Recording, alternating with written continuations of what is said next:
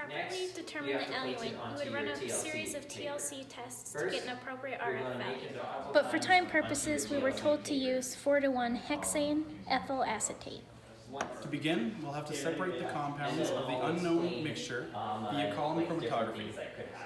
To prepare the column, we'll have to pack it with about 15 grams of silica gel, but before we do that, we have to ensure that the column is not dry by pouring a bit of the eluent into the column with a cotton plug in the bottom.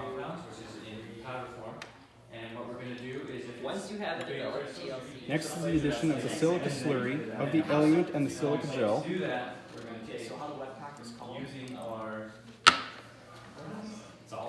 And to keep running through the column to get all 15 grams of the silica gel out of the beaker and into the column by rinsing through with the eluent already passed through the column.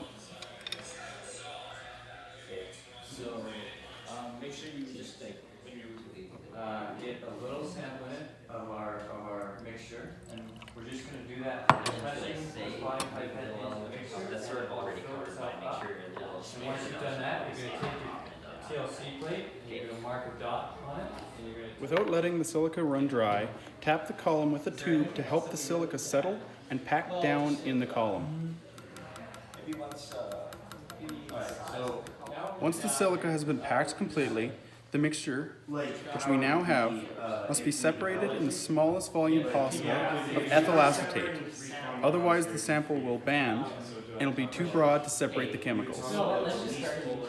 Next, the eluent must be ran through the column until it reaches the top of the silica gel.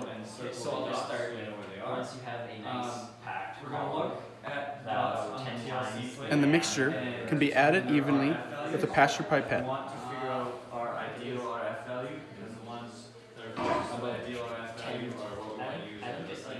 Once the mixture is absorbed into the silica, eluent volumes must be added to keep the silica wet and to aid the mixture in running through.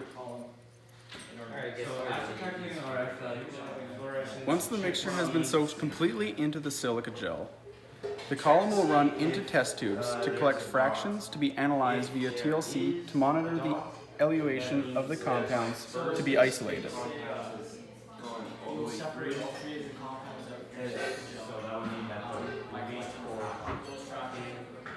If the solution takes time to elute, a different eluent of ethyl acetate can be used to run through the column. To properly spot a TLC plate, you first need to mark a line approximately 1 centimeter from the bottom.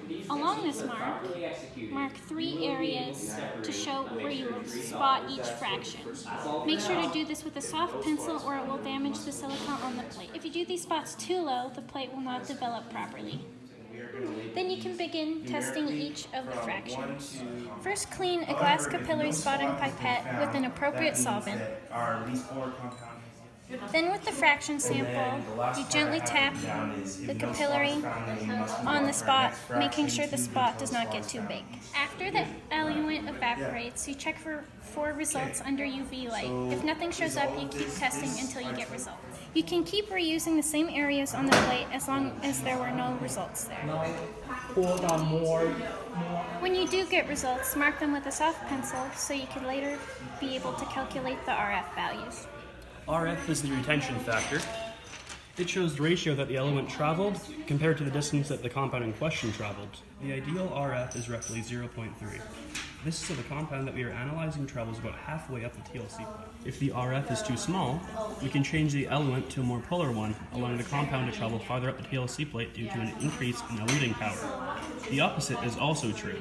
If the RF is too large, that is too close to 1, we can exchange the eluent for a less polar one, reducing its eluting power and allowing the compound to have a lower RF value. The RF can be determined by dividing m, the distance that the compound travels, by n, the distance that the eluent travels. In this case, A is more polar, so it has a higher RF value. Similarly, B is less polar, so the RF value is much lower. C is in between A and B, so therefore it has an RF in the middle of A and B's RFs. Adios, chemistry gang.